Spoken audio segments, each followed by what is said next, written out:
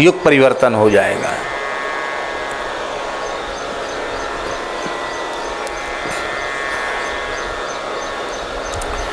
गायत्री जप के समय कुछ बातें विशेष ध्यान देने योग्य हैं। एक तो यह है कि हम मंत्र के मानसिक उच्चारण में शीघ्रता न करें। बोलकर उच्चारण तो न ही करें, उपांशु जप करें। उपांशु से मानसिक श्रेष्ठ है। जहाँ होठ जिह्वा कुछ नहीं हिलता वो और अधिक श्रेष्ठ है। उतना न हो तो उपांशु, उपांशु जिसमें होठ हिलते हैं थोड़े थोड़े, वो उपांशु जप है। तो उपांशु या मानसिक जप ही करें।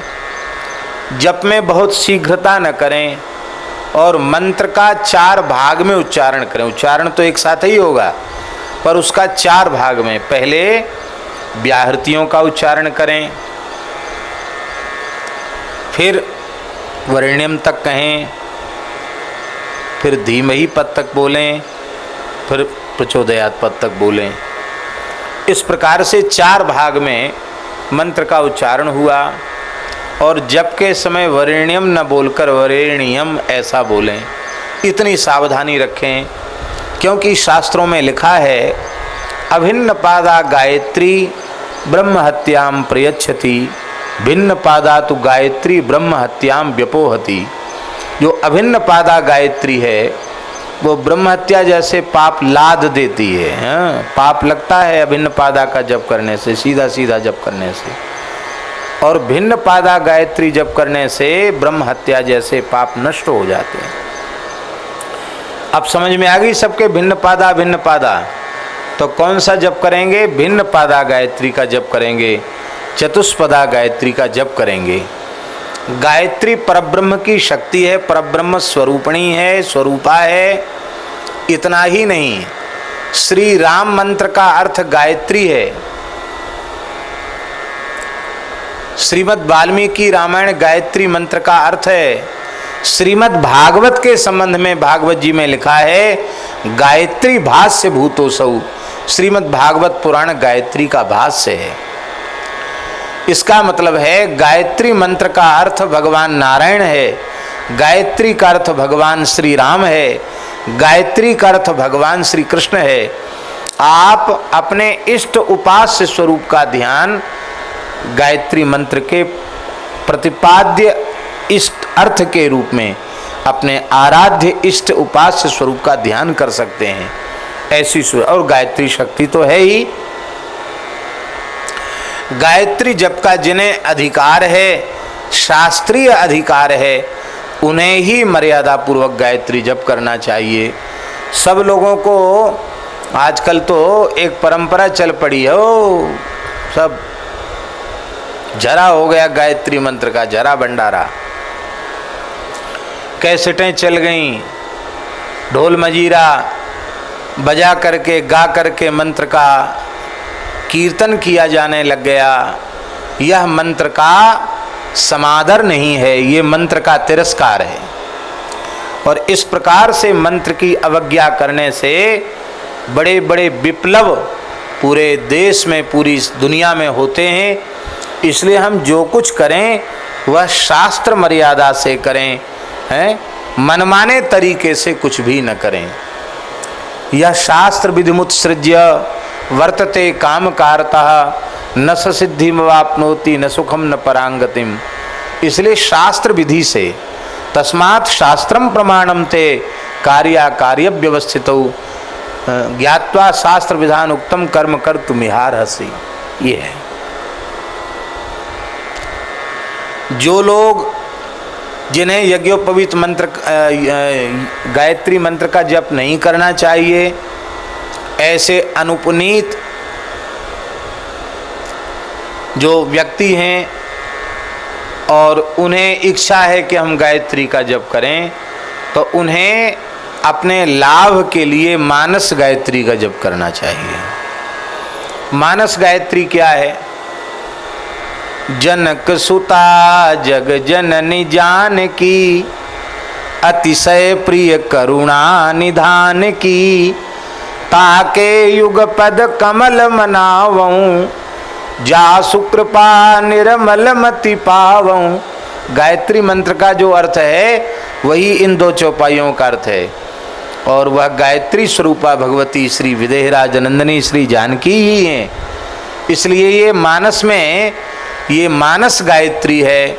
इसका जप जो अधिकार जिन्हें नहीं है वे भी कर सकते हैं, और हम तो कहेंगे इसका जप करने से लाभ विशेष है, क्योंकि इसमें कोई शाप विमोचन नहीं, कोई अंगन्यास करन्यास नहीं।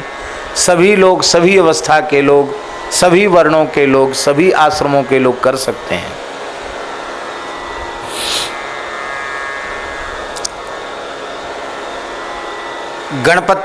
गणपति मंत्र के जप भी संपन्न कल तक हो चुके हैं, लगभग पूरा हो गया। 9 लाख जप हैं।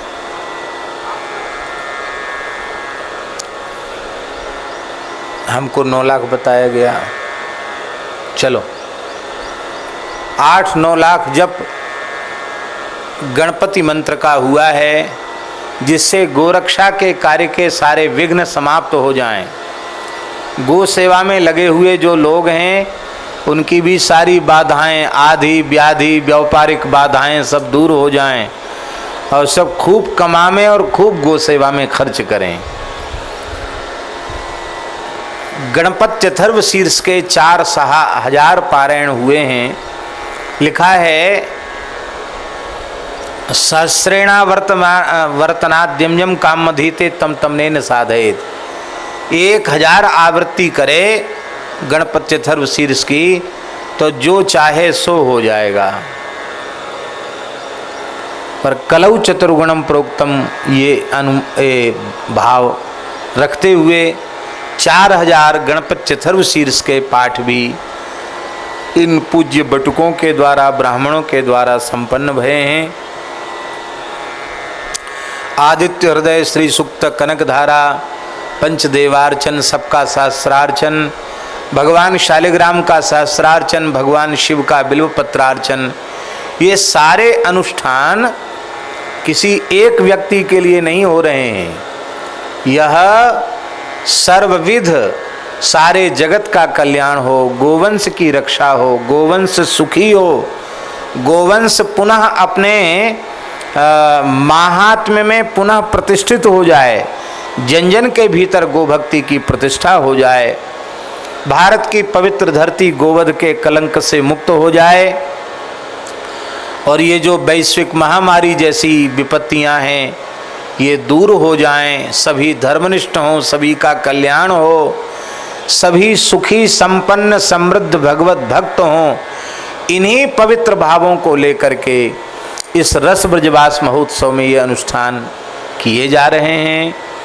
लोग अपने घरों पर बैठ कर के भी सत्संग के माध्यम से सत्संग काल श्रवण का, दर्शन का लाभ ले रहे हैं, और गो पूजन ब्राह्मणों के दर्शन का लाभ भी यथा समय उन्हें प्राप्त हो रहा है। तो ये जो कुछ आप लोग कर रहे हैं ना, ये आप लोगों के जीवन की बहुत बड़ी पूंजी है, क्योंकि मूल की रक्षा अत्यंत यत्न पूर्वक की जानी चाहिए, और वैदिक सनातन धर्म का मूल वेद लक्षणा भारतीय देसी गाय है। इसलिए गोरक्षा के लिए जो कुछ आप कर रहे हैं, गो सेवा के लिए कर रहे हैं, वह वैदिक सनातन धर्म के मूल की रक्षा का कार्य आप लोगों के द्वारा हो रहा है।